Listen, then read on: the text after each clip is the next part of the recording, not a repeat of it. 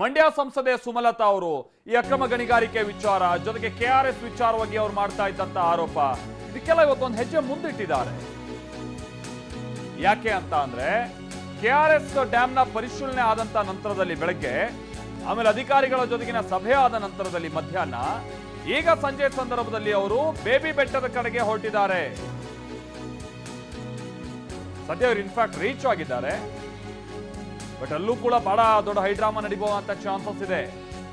ಯಾಕಂದ್ರೆ ಒಂದ್ ಕಡೆ ಗಣಿಗಾರಿಕೆಯನ್ನ ಯಾವುದೇ ಕಾರಣಕ್ಕೂ ನಿಲ್ಲಿಸಬಾರ್ದು, ನಮ್ಮಂತೆ ನೂರಾರು ಕುಟುಂಬಗಳು ಇದ್ರ ಮೇಲೆ ಡಿಪೆಂಡ್ ಆಗಿವೆ ಅಂತ ಹೇಳ್ಕೊಂಡು ಬಹಳ ಮಂದಿ ಪ್ರತಿಭಟಿಸ್ತಾ ಇದ್ರೆ, ಮತ್ತೊಂದ್ ಕಡೆ ಸುಮಲತಾ ಅವರ ಜೊತೆಗೆ ಕೆಲ ರೈತ ಸಂಘಟನೆಗಳಿಗೆ ಸಂಬಂಧಪಟ್ಟಾಗಿನ ಸದಸ್ಯರುಗಳು ಕೂಡ ಹೋಗಿದ್ದಾರೆ.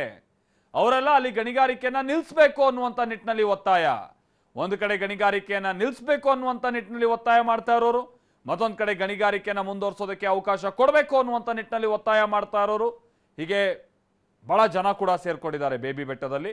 ನಾವೀಗ ನೋಡ್ತಾ ಇದೀವಲ್ಲ, ಬೇಬಿ ಬೆಟ್ಟದಲ್ಲಿ ಸದ್ಯದ ಸನ್ನಿವೇಶವನ್ನು ನಾವಿಲ್ಲಿ ಗಮನಿಸಬಹುದಾಗಿದೆ.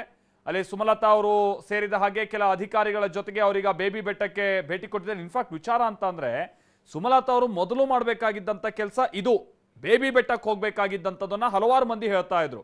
ಹೌದು, ಅವ್ರು ಹೇಳಿರ್ಬೋದು ಕೆಆರ್ಎಸ್ ಡ್ಯಾಮ್ ಬಿರುಕು ಬಿಟ್ಟಿದೆ, ಆ ಮಾತಿಗೆ ಈಗಲೂ ಬದ್ಧ. ಯಾಕೆ ಬಿರುಕು ಬಿಟ್ಟಿದೆ ಅನ್ನುವಂಥದ್ದು ಅವ್ರ ವಿಚಾರ.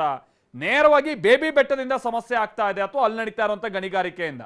ಅವ್ರು ಅದನ್ನ ಬಿಟ್ಟು ಅಲ್ಲಿಂದ 20, 25, 30 ಕಿಲೋಮೀಟರ್ ದೂರದಲ್ಲಿ ಹೋಗಿರುವ ಗಣಿಗಾರಿಕೆ ಪ್ರದೇಶಕ್ಕೆಲ್ಲ ಹೋಗಿ ಬಂದು ವೈಯಕ್ತಿಕವಾದ ದ್ವೇಷದ ಹಿನ್ನೆಲೆಯಲ್ಲಿ ಅಲ್ಲಲ್ಲಿ ಹೋಗ್ತಾ ಇದ್ದಾರೆ. ಬಿಟ್ರೆ ಕೆಆರ್ಎಸ್ ಮೇಲೆ ಅವ್ರಿಗೆ ಏನಾದ್ರು ನಿಜಕ್ಕೂ ಕಾಳಜಿ ಇದ್ದಿದ್ರೆ ಮೊದಲಿಗೆ ಬೇಬಿ ಬೆಟ್ಟಕ್ಕೆ ಹೋಗ್ತಾ ಇದ್ರು ಅನ್ನುವಂಥದ್ದನ್ನ ಕೆಲವರು ಆರೋಪಿಸ್ತಾ ಇದ್ರು. ಅಂತೂ ತಡವಾಗಾದ್ರೂ ಪರವಾಗಿಲ್ಲ, ಬೇಬಿ ಬೆಟ್ಟಕ್ಕೆ ಸುಮಲತಾ ಅವರು ಭೇಟಿ ಕೊಟ್ಟಿದ್ದಾರೆ. ಬೇಬಿ ಬೆಟ್ಟದಲ್ಲಿ ನೂರಾರು ಸಂಖ್ಯೆಯಲ್ಲಿ ಅಕ್ರಮವಾಗಿ ಕ್ರಷರ್ಗಳು ಕಾರ್ಯನಿರ್ವಹಿಸ್ತಾ ಇದೆ ಅನ್ನುವಂಥದ್ದು ಇರುವಂತ ಆರೋಪ. ಅಲ್ಲಿ ಅನುಮತಿಯನ್ನ ಪಡೆದುಕೊಂಡಿರುವಂಥದ್ದು ಬೆರಳೆಣಿಕೆಯಷ್ಟು, ಬಟ್ ನೂರಾರು ಕ್ರಷರ್ಗಳು ಅಲ್ಲಿ ಕಾರ್ಯನಿರ್ವಹಿಸ್ತಾ ಇದೆ ಅನ್ನುವಂಥದ್ದು ಆರೋಪ ಮಾಡಲಾಗ್ತಾ ಇದೆ. ಎಷ್ಟೋ ಮಂದಿ ಅನುಮತಿಯನ್ನ ಪಡ್ಕೊಂಡವರು ಕೂಡ 2-3 ಎಕರೆಗಂತ ಅನುಮತಿಯನ್ನ ಪಡ್ಕೊಂಡು 10 ಎಕರೆಯಲ್ಲಿ ಗಣಿಗಾರಿಕೆಯನ್ನ ನಡೆಸ್ತಾ ಇದ್ದಾರೆ ಅನ್ನುವಂಥದ್ದು ಕೂಡ ಆರೋಪ. ಆಮೇಲೆ ಈ ಬೇಬಿ ಬೆಟ್ಟ ಏರಿಯಲ್ ಡಿಸ್ಟೆನ್ಸ್ ಅನ್ನ ನಾವು ತೆಗೆದುಕೊಂಡ್ರೆ ಕೆಆರ್ಎಸ್ ಡ್ಯಾಮ್ ನಿಂದ ಕೇವಲ 8 ಕಿಲೋಮೀಟರ್ ವ್ಯಾಪ್ತಿಯಲ್ಲಿ ಬರುವಂತ ಒಂದು ಪ್ರದೇಶ. ಇಂಥ ಪ್ರದೇಶದಲ್ಲಿ ಯಾವುದೇ ಕಾರಣಕ್ಕೂ ಗಣಿಗಾರಿಕೆಯನ್ನ ಮಾಡಬಾರ್ದು, ಬ್ಲಾಸ್ಟಿಂಗ್ ಅನ್ನ ಮಾಡಬಾರ್ದು.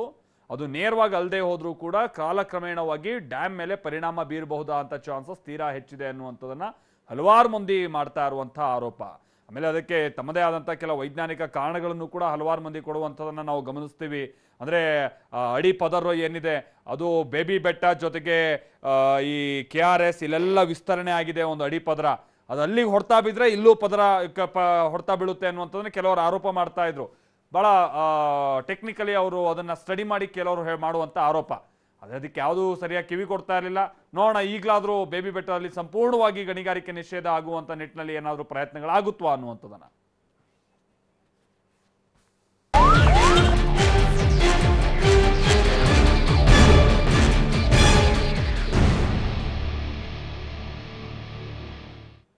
ಮತ್ತೊಂದ್ ಕಡೆ ಈಗ ಸುಮಲತಾ ಅವ್ರು ನಾವು ನೋಡ್ದಂಗೆ ಬೇಬಿ ಬೆಟ್ಟಕ್ಕೆ ಅವರು ಭೇಟಿ ಕೊಟ್ಟಿದ್ದಾರೆ. ಬಟ್ ಬೆಳಗ್ಗೆಯಿಂದನೂ ಕೂಡ ಮಂಡ್ಯದಲ್ಲಿ ಇವತ್ತು ಈ ವಿಚಾರಗಳಿಗೆ ಸಂಬಂಧಪಟ್ಟಂಗೆ ಬಹಳಷ್ಟು ಚಟುವಟಿಕೆಗಳಾಯಿತು. ಮಂಡ್ಯ ಮಹಾಯುದ್ಧ, ಸಂಸದೆ ಸುಮಲತಾ ಸಮರ, ಇವತ್ತು ಕೆಆರ್ಎಸ್ ಡ್ಯಾಮ್ಗೆ ಅವರ ಭೇಟಿ, ಅದಾದ ನಂತರದಲ್ಲಿ ಅಲ್ಲಿದ್ದ ಅಧಿಕಾರಿಗಳಿಂದ ಅವ್ರು ಪಡೆದುಕೊಂಡಂತ ವಿವರ, ಹೀಗೆ ಬೆಳಗ್ಗೆಯಿಂದನೂ ಕೂಡ ನಾವು ಬಹಳಷ್ಟು ಚಟುವಟಿಕೆಗಳನ್ನ ಗಮನಿಸಬಹುದಾಗಿತ್ತು. ಕೆಆರ್ಎಸ್ ಡ್ಯಾಮ್ಗೆ ಸುಮಲತಾ ಅವರು ಭೇಟಿ ಕೊಟ್ಟು ಅಧಿಕಾರಿಗಳಿಗೆ ಇನ್ಫ್ಯಾಕ್ಟ್ ಅವರು ಕ್ಲಾಸ್ ತೆಗೆದುಕೊಳ್ತಾರೆ. ಡ್ಯಾಮ್ನ ಸುರಕ್ಷತೆ ವಿಚಾರದಲ್ಲಿ ಅಧಿಕಾರಿಗಳಿಗೆ ಅವರು ಬಹಳ ಪ್ರಶ್ನೆಗಳನ್ನ ಕೇಳ್ತಾರೆ. ಅದರಲ್ಲಿ ಕೆಲವೊಂದು ವಾಸ್ತವವಾದಂಥ ಪ್ರಶ್ನೆಗಳಿದ್ದಂಥದ್ದನ್ನು ಕೂಡ ನಾವು ಗಮನಿಸಬಹುದಾಗಿತ್ತು. ಬಟ್ ಅಂತ ಕೆಲ ಪ್ರಶ್ನೆಗಳಿಗೆ ಉತ್ತರ ಕೊಡೋದಕ್ಕಾಗದೆ ಆಫೀಸರ್ಸ್ಗಳು ಒಂದು ರೀತಿ ತಬ್ಬಿಬ್ಬಾದಂಥದ್ದನ್ನು ಕೂಡ ನಾವು ನೋಡಿದ್ವಿ.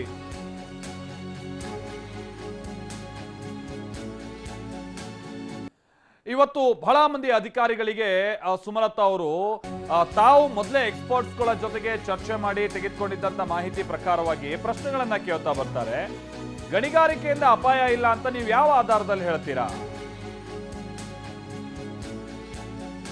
ಗಣಿಗಾರಿಕೆಯಿಂದ ಡ್ಯಾಮ್ ಮೇಲಾಗುವಂತ ಪರಿಣಾಮದ ಅಧ್ಯಯನ ಮಾಡಿದ್ದೀರಾ ನೀವು? ಡ್ಯಾಮ್ ಸುರಕ್ಷತೆಯ ಬಗ್ಗೆ ಎಷ್ಟು ಬಾರಿ ಮೀಟಿಂಗ್ ಮಾಡ್ತೀರಾ ನೀವು? ಕೆಆರ್ಎಸ್ ಹಿನ್ನೀರಿನಲ್ಲಿ ಪಾರ್ಟಿ ಮಾಡೋದಕ್ಕೆ ಕೆಲವರು ಹೋಗಿದ್ರಲ್ಲ, ಅದಕ್ಕೆಲ್ಲ ಅವಕಾಶವನ್ನ ಹೇಗೆ ಕೊಟ್ರಿ ನೀವು? ಕೆಆರ್ಎಸ್ ಭದ್ರತೆ ಬಗ್ಗೆ ಸ್ವಲ್ಪನೂ ಕಾಳಜಿ ಇಲ್ವಾ ನಿಮ್ಗೆ? ಕಾಳಜಿ ಇಲ್ವಾ?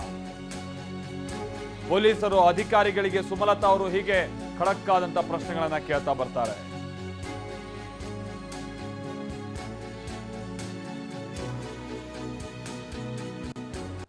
Any activities which can harm the dam, andre any such activities have a possibility ಅನ್ನೋದು ತಾನೇ ಅರ್ಥ.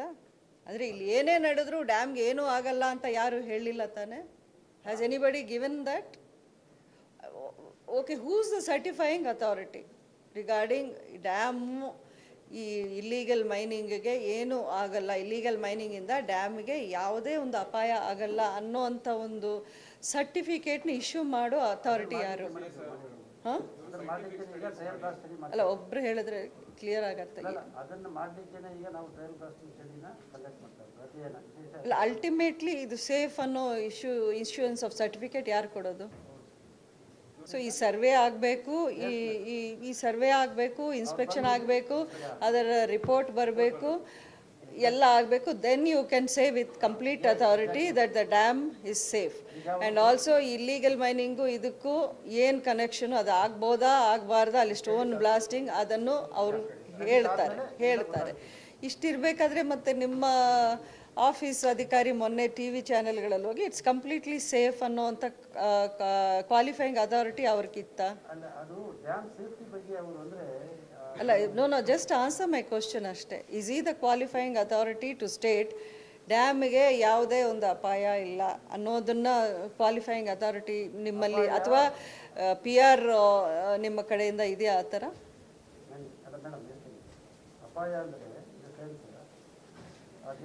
ಅಲ್ಲ, ಇಲ್ಲಿ clearly there stated any harm, ಅಂದರೆ ಹಾರ್ಮ್ ಆಗೋ ಚಾನ್ಸಸ್ ಇರೋದ್ರಿಂದನೇ ಆ ರೆಕಮೆಂಡೇಶನ್ ಅವ್ರಿಗೆ ಹೇಳಿರ್ತಾರೆ.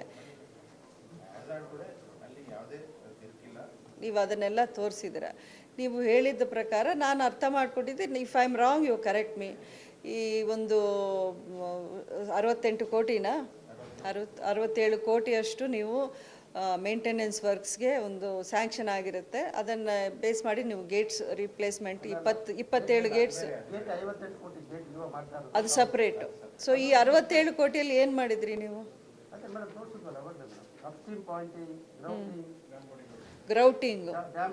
ಗ್ರೌಟಿಂಗ್ ಅನ್ನೋದು ಏನಕ್ಕೆ ಮಾಡ್ತೀರಿ? ನೀವು ಹೇಳಿದ್ರಿ ಅಲ್ಲಿ ವಾಯ್ಡ್ಸು ಅಥವಾ ಏರ್ ಬಬಲ್ಸು ಅವ್ರ ಸಣ್ಣ ಪುಟ್ಟ ಬಿರುಕು ಬಂದಾಗ ನೀವು ಗ್ರೌಟಿಂಗ್ ಮಾಡ್ತೀರಾ ಅಂತ ಹೇಳಿರೋದು.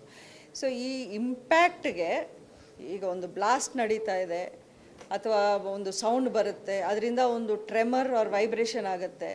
ಈ ಇಂಪ್ಯಾಕ್ಟ್ಗೆ ಇದಕ್ಕೆ ಏನು ಕನೆಕ್ಷನ್ ಇಲ್ಲ ಅನ್ನುವಂಥ ಒಂದು ಕ್ವಾಲಿಫಿಕೇಷನ್ ಕೊಡೋ ಒಂದು ಇದು ನಿಮ್ಮ ಹತ್ರ ಇದೆಯಾ? ಅಂದರೆ ಇದರಿಂದ ಏನೂ ಆಗಲ್ಲ ಅನ್ನೋದು ಕ್ವಾಲಿಫೈ ಮಾಡ್ತೀರಾ ನೀವು?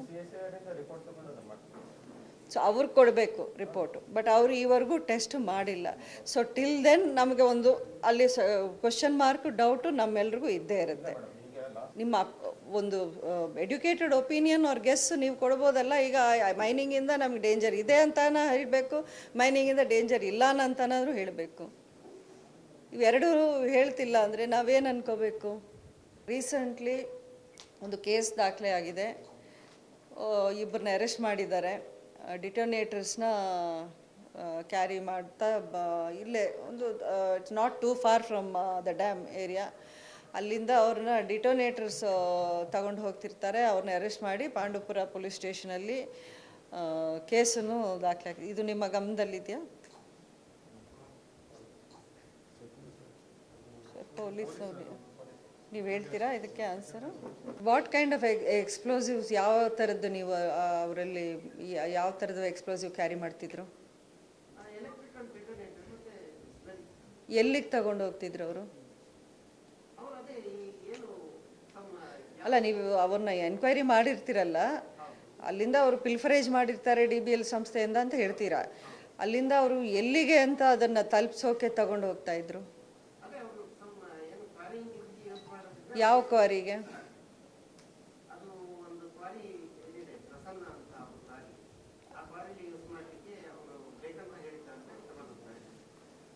ಈಗ ಅಂದರೆ ಸಮ್ ಕ್ವಾರಿ ಅಂದರೆ ನಿಮ್ಮಲ್ಲಿ ಪ್ರಾಪರ್ ಮಾಹಿತಿ ಇದೆಯಾ ಇಲ್ವಾ? ನಿಮ್ಮ ಹತ್ರ ರಿಪೋರ್ಟ್ಸ್ ಇದೆಯಾ ಅದರದ್ದು? ರಿಪೋರ್ಟಲ್ಲಿ ಎಲ್ಲ ಮೆನ್ಷನ್ ಮಾಡಿದ್ದೀರಾ? Voluntary statement given by this person ಹಾಂ ನಾವು ಯಾರಿಗೆ ತಗೊಂಡು ಕೊಡ್ತಾ ಇದ್ರಿ ಅನ್ನೋ ವಾಲಂಟರಿ ಸ್ಟೇಟ್ಮೆಂಟ್ ಬೇಸ್ ಮೇಲೆ ನಾವು ಇಂಥ ಕಡೆ ಬಟ್ ಅದನ್ನು ವೆರಿಫೈ ಮಾಡ್ತೀರಲ್ವಾ ನೀವು? ಹೌದು ಹಾಂ ವೆರಿಫೈ ಮಾಡ್ತೀವಿ. ವೆರಿಫೈ ಮಾಡಿದಾಗ ಏನು ಬಂತು ಇನ್ಫಾರ್ಮೇಷನ್ ನಿಮಗೆ? ವೆರಿಫೈ ಮಾಡಿದಾಗ ಅದೇ ಆ ವ್ಯಕ್ತಿನ ಅರೆಸ್ಟ್ ಮಾಡಿ ಮಾಡಿದಾಗ ಅಲ್ಲಿ ಯಾವ ಜಾಗ ಅವರು ತೋರಿಸಿದ ಅಲ್ಲಿ ಫೈರಿಂಗ್ ಏನು ನಡೆದಿರಲಿಲ್ಲ. ಹಾಗಾಗಿ ಅವನ್ನ ನಾವು ಫೈರಿಂಗ್ ಇವ್ರ ಸ್ಟೇಟ್ಮೆಂಟ್ ಬೇಸ್ ಮೇಲೆ ಅವನ್ನ ಅರೆಸ್ಟ್ ಮಾಡಿ ಮಾಡಿದ್ವಿ. ಈಗ ಇಲ್ಲಿ ಸೆಕ್ಯೂರಿಟಿಗೆ ಇನ್ಚಾರ್ಜ್ ಯಾರು?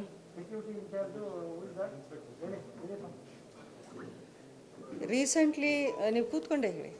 ರೀಸೆಂಟ್ಲಿ ಒಬ್ಬ 4 ಜನರನ್ನ ಇಲ್ಲಿ ಹಿಡಿದಿರ್ತೀರ KRS ಡ್ಯಾಮ್ ಬಳಿ ಬಂದು ಏನೋ ಪಾರ್ಟಿ ಮಾಡ್ಕೊಳ್ಳೋಕ್ಕೆ, ಯಾರು ಮೈಸೂರಿಂದನೋ ಎಲ್ಲಿ ಒಂದಷ್ಟು ಜನ ಬಂದು ಇಲ್ಲಿ ನೀವು ಅರೆಸ್ಟ್ ಮಾಡಿರ್ತೀರ. ಅದ್ರ ಬಗ್ಗೆ ಡೀಟೇಲ್ಸ್ ಹೇಳ್ತೀರಾ?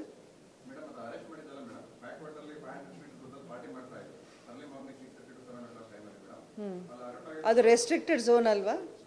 ಅಲ್ಲಲ್ಲ, ಕೇಸ್ ಆಮೇಲೆ ಆಯಿತು, ಬಟ್ ಆ ರೆಸ್ಟ್ರಿಕ್ಟೆಡ್ ಝೋನ್ ಅನ್ನೋದು ನಿಮಗೆಲ್ಲೂ ಅಲ್ಲಿ ಆ ಒಂದು ಡಿಲಿನಿಯೇಷನ್ ಇಲ್ವಾ? ಅದು ಅಂದರೆ ಒಂದು ಮಾರ್ಕ್ ಇಲ್ಲಿಂದ ನೀವು ಒಳಗಡೆ ಬರೋಕ್ಕೆ ಆಗೋದಿಲ್ಲ ಅನ್ನೋ ಥರ ಒಂದು ಸೆಕ್ಯೂರ್ ಝೋನ್ ಇಲ್ವಾ ನಿಮಗೆ?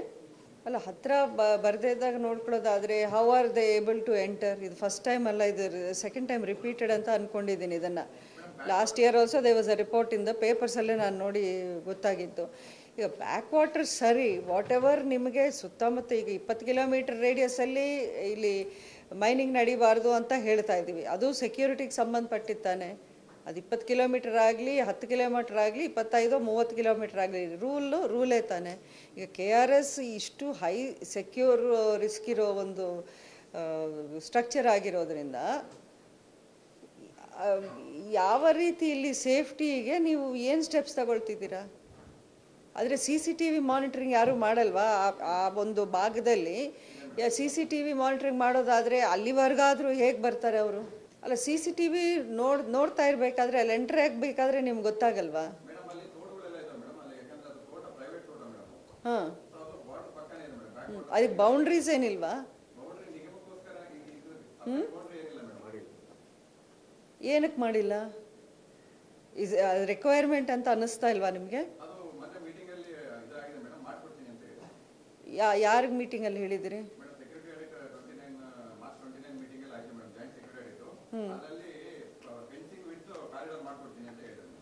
ಎಷ್ಟೊತ್ತಿಗೆ ಇವರು ಆ ಒಂದು ಭಾಗಕ್ಕೆ ಎಷ್ಟೊತ್ತಿಗೆ ಬಂದ್ರಿ ಇವರು? Early morning 6:30.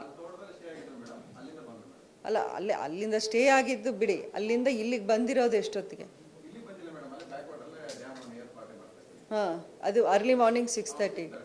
ನೀವು ನಿನ್ನೆ 1:30 ಮಧ್ಯಾಹ್ನ ಅಂತ ಹೇಳಿದ್ರಿ. ಹಾಂ ಹಾಂ, ಆಮೇಲೆ ನೀವು ಎಷ್ಟೊತ್ತಿಗೆ ಅವ್ರನ್ನ ಅರೆಸ್ಟ್ ಮಾಡಿದ್ರಿ?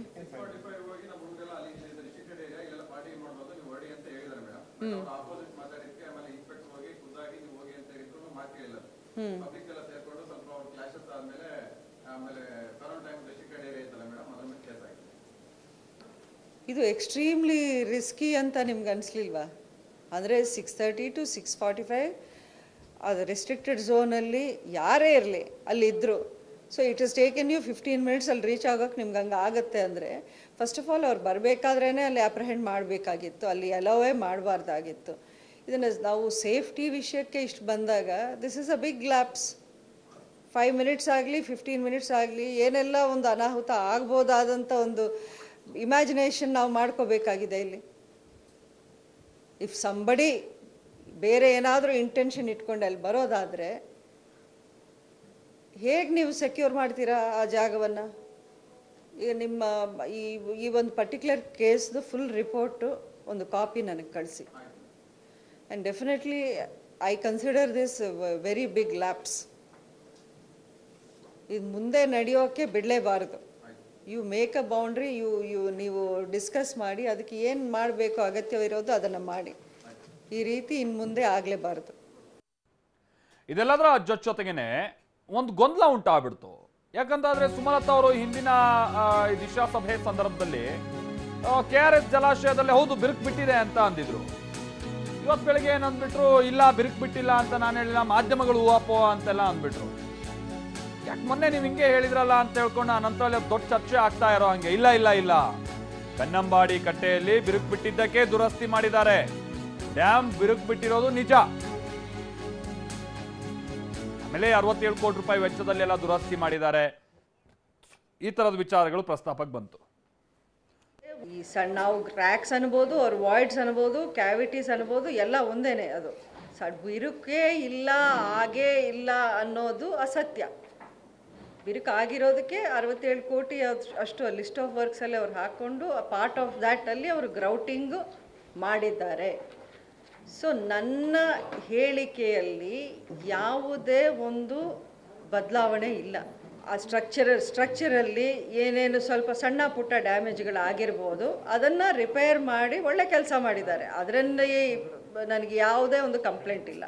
ಅವ್ರು ಒಳ್ಳೆ ಕೆಲಸ ಮಾಡಿದ್ದಾರೆ, ಅದಕ್ಕೆ ಅವಾರ್ಡು ತಗೊಂಡಿದ್ದಾರೆ, ಅದರಲ್ಲೇನು ಎರಡನೇ ಮಾತಿಲ್ಲ. ಆದರೆ ಇಂಥ ಒಂದು ಸಣ್ಣ ಪುಟ್ಟ ಬಿರುಕು ಅಂತ ನಾವು ಇವಾಗ ಏನು ಅಂದ್ಕೊಂಡಿದ್ದೀವಿ, ಅದು ನಾಳೆ ದಿನ ದೊಡ್ಡದಾದರೆ ಏನಾಗುತ್ತೆ? ನೀವು ಕಂಟಿನ್ಯೂಸ್ ಇಂಪ್ಯಾಕ್ಟ್ ಅನ್ನೋದು, ಇಲ್ಲಿ ಕಂಪನ ಆಗ್ತಿದೆ, ವೈಬ್ರೇಷನ್ ಆಗ್ತಿದೆ, ಬ್ಲಾಸ್ಟಿಂಗ್ ಆಗ್ತಿದೆ, ಈ ರೀತಿ ಆಗಬೇಕಾದ್ರೆ ಇಲ್ಲಿ ಯಾರು ಅದಕ್ಕೆ ಸರ್ಟಿಫೈ ಮಾಡ್ತಾರೆ, ಅದರಿಂದ ಇದಕ್ಕೆ ಏನೂ ಆಗಲ್ಲ ಅಪಾಯ ಅನ್ನೋದು? ಅವರು ಅದನ್ನು ಹೇಳಿದ್ರು, ನಾವಲ್ಲ ಅದು ಸರ್ಟಿಫಿಕೇಟ್, ಅದನ್ನು ಸರ್ಟಿಫೈ ಮಾಡುವಂಥ ಏಜೆನ್ಸಿ ನಮ್ಮದಲ್ಲ, ಅದು ಕೊಡೋ ಏಜೆನ್ಸಿನೇ ಬೇರೆ. ಅವ್ರು ಬಂದು ಸ್ಟಡಿ ಮಾಡ್ತಾರೆ, ಅವ್ರು ಬಂದು ಟ್ರಯಲ್ ಬ್ಲಾಸ್ಟ್ ಮಾಡ್ತಾರೆ. ಸೊ ಇದು ಸುಮಲತಾ ಅವರು ಬಿರುಕು ಬಿಟ್ಟಿಲ್ಲ ಅಂತ ನಾನು ಹೇಳಕ್ಕಾಗಲ್ಲ, ಬಿರುಕು ಬಿಟ್ಟಿದೆ. ಬಿರುಕು ಬಿಟ್ಟಿಲ್ಲ ಅಂತ ನಾವು ಹೇಳೋಕೆ ಆಗಲ್ಲ ಅನ್ನುವಂಥದ್ದು ನಾನು ನಂತರದಲ್ಲಿ ಮತ್ತೆ ಅವರು ಅದಕ್ಕೆ ಸಮಜಾಯಿಷಿ ಕೊಡುವಂತ ಪ್ರಯತ್ನ. ಟ್ರಯಲ್ ಬ್ಲಾಸ್ಟ್ ನಡೆಸಿ ಪರಿಶೀಲನೆ ಮಾಡಲಿ, ಅಲ್ಲಿವರೆಗೂ ಅಕ್ರಮ ಗಣಿಗಾರಿಕೆಯನ್ನ ನಿಲ್ಲಿಸಬೇಕು. ಮಂಡ್ಯ ಜಿಲ್ಲೆ KRS ನಲ್ಲಿ ಸಂಸದೆ ಸುಮಲತಾ ಅವರು ಹೀಗೆ ಆಗ್ರಹಿಸ್ತಾರೆ.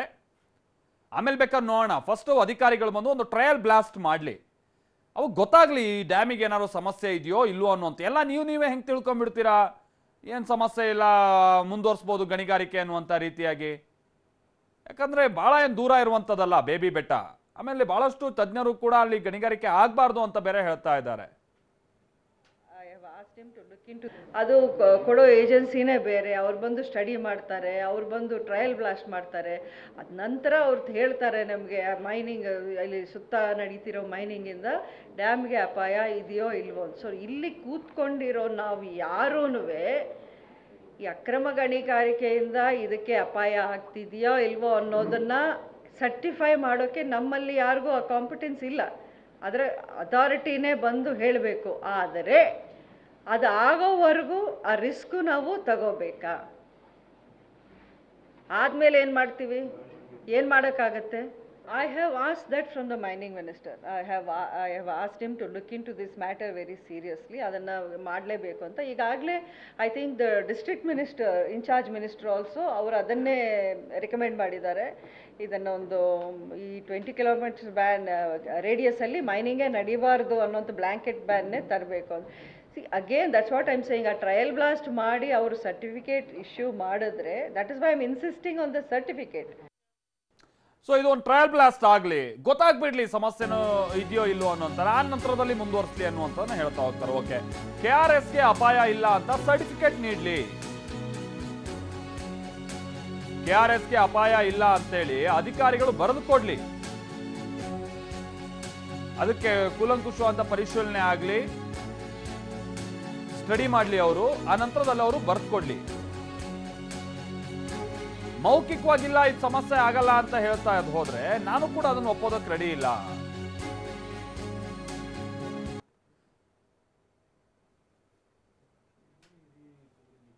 ಅಧಿಕಾರಿಗಳು ಯಾವ ರೀತಿ ನನಗೆ ಅದು ಇನ್ಫಾರ್ಮೇಶನ್ ಕೊಡ್ತಾರೆ, ಯಾವ ರೀತಿ ನನ್ನ ಪ್ರಶ್ನೆಗಳಿಗೆ ಅವ್ರು ಉತ್ತರ ಕೊಡ್ತಾರೆ, ಅವ್ರ ಹತ್ರ ಪ್ರೂಫ್ ಏನಿದೆ, ಡಾಕ್ಯುಮೆಂಟ್ಸ್ ಏನಿದೆ, ರೈಟಿಂಗ್ ಅಲ್ಲಿ ಕೇಳ್ತಾ ಇದ್ದೀನಿ. ಎಲ್ಲ ಬರೀ ನೀವು ಮೌಖಿಕವಾಗಿ ಹೇಳಿದ್ರೆ ಅದನ್ನ ನಾನು ಒಪ್ಪೋದಲ್ಲ. ಇಲ್ಲಿ ನೀವು ಕೂತ್ಕೊಂಡು ಎಲ್ಲ ಸರಿ ಇದೆ, ಏನೂ ಆಗಲ್ಲ ಅಂದ್ರೆ ನಾವು ಒಪ್ಪಲ್ಲ. ಸರ್ಟಿಫಿಕೇಟ್ ಕೊಡಿ ನನಗೆ, ಜನಕ್ಕೆ ನಾನು ತೋರಿಸ್ಬೇಕು ಇಲ್ಲಿ ಏನು ಅಪಾಯ ಆಗ್ತಿಲ್ಲ, ಏನು ಅನಾಹುತ ಆಗ್ತಿಲ್ಲ, ಇಲ್ಲಿ ನಡೆಯೋ ಒಂದು ಸ್ಟೋನ್ ಕ್ವಾರಿಂಗ್ ಇಂದ ನಮ್ಮ ಡ್ಯಾಮ್ಗೆ ಏನು ಅಪಾಯ ಆಗೋದಿಲ್ಲ ಅಂತ ನೀವು ಕೊಡ್ತೀರಾ ಸರ್ಟಿಫಿಕೇಟ್, ಅದು ನಾನು ಕೊಡ್ತೀನಿ, ಅದು ಒಪ್ಕೊಳ್ತೀನಿ. ಇಲ್ಲವಾದ್ರೆ ನಾನು ಒಪ್ಕೊಳ್ಳಲ್ಲ. ಒಂದು ಕಾಂಪಿಟೆಂಟ್ ಅಥಾರಿಟಿ, ಕ್ವಾಲಿಫೈಯಿಂಗ್ ಅಥಾರಿಟಿ ಯಾರಿದ್ದಾರೆ ಅಲ್ಲಿಂದ ಅವ್ರು ಸರ್ಟಿಫಿಕೇಟ್ ಕೊಡಬೇಕು. ಚೀಫ್ ಇಂಜಿನಿಯರ್ ಅವ್ರ ಒಂದು ಸರ್ಟಿಫಿಕೇಟ್ ಇಶ್ಯೂ ಮಾಡಬೇಕು, ಅವರು ಒಂದು ಕ್ಲಾರಿಫಿಕೇಶನ್ ಕೊಡಬೇಕು. ಇನ್ನು ಇಷ್ಟೆಲ್ಲ ಮಂಡ್ಯದಲ್ಲಿ ಬೆಳವಣಿಗೆಗಳಾಗ್ತಾ ಇರುವಂತಹ ಸಂದರ್ಭದಲ್ಲಿ ಕುಮಾರಸ್ವಾಮಿ ಅವರು ಮಾಧ್ಯಮದ ಎದುರಿಗೆ ಸಿಗ್ತಾರೆ. ಬಟ್ ಅವ್ರು ಬಹಳ ಸೈಲೆಂಟ್ ಆಗಿದ್ದಾರೆ ಈ ವಿಚಾರಕ್ಕೆ ಸಂಬಂಧಪಟ್ಟಂಗೆ. ಮತ್ತೆ ಹಿಂದೆ ಆಗಿರುವಂತ ಡ್ಯಾಮೇಜ್ ಏನು ಅನ್ನುವಂಥದ್ದನ್ನ ಅರ್ಥಕೊಂಡಿದ್ದಾರೆ ಅನ್ನೋದು ಸ್ಪಷ್ಟ. ಮಾತನಾಡೋಕೆ ಯಾವುದೇ ವಿಷಯ ಇಲ್ಲ, ಏನ್ ಮಾತನಾಡೋದು? ಸುಮಲತಾ ಅವ್ರ ವಿಚಾರ ಹಿಂಗೆಲ್ಲ ಆಗ್ತಾ, ದೊಡ್ಡವ್ರ ವಿಚಾರ ನಮಗ್ ಬೇಡ. ಕುಮಾರಸ್ವಾಮಿ ಅವರು ಹೇಳಿದಂತ ಮಾತು, ದೊಡ್ಡವರು ಅವ್ರ ವಿಚಾರ ನಮಗ್ ಬೇಡ ಅಂತೇಳಿ ಅವ್ರ ಬಗ್ಗೆ ಪ್ರತಿಕ್ರಿಯಿಸೋದಕ್ಕೆ ನಕಾರ ವ್ಯಕ್ತಪಡಿಸ್ತಾರೆ. ದೊಡ್ಡವ್ರ ವಿಷಯ ನಾನು ಕೇಳಬೇಡಿ, ದೊಡ್ಡವ್ರ ಬಗ್ಗೆ ಮಾತಾಡಿ. ದೊಡ್ಡವ್ರ ವಿಷಯ ನಾನು ಕೇಳಬೇಡಿ, ದೊಡ್ಡವ್ರ ಬಗ್ಗೆ ಮಾತಾಡಿ. ದೊಡ್ಡವ್ರ ವಿಷಯ ನಾನು ಕೇಳಬೇಡಿ, ದೊಡ್ಡವ್ರ ಬಗ್ಗೆ ಮಾತಾಡಿ. ಬಿಟ್ಟಿಲ್ಲ ಅಂತ ಒಪ್ಕೊಂಡಿದ್ದಾರೆ ಸರ್ ಅವರು. ದೊಡ್ಡವ್ರ ವಿಷಯ ನಾನು ಕೇಳಬೇಡಿ, ದೊಡ್ಡವ್ರ ಬಗ್ಗೆ ಮಾತಾಡಿ. ದೊಡ್ಡವ್ರ ವಿಷಯ ನಾನು ಕೇಳಬೇಡಿ, ದೊಡ್ಡವ್ರ ಬಗ್ಗೆ ಮಾತಾಡಿ. ದೊಡ್ಡವ್ರ ವಿಷಯ ನಾನು ಕೇಳಬೇಡಿ, ದೊಡ್ಡವ್ರ ಬಗ್ಗೆ ಮಾತಾಡಿ. ಬಿಟ್ಟಿಲ್ಲ ಅಂತ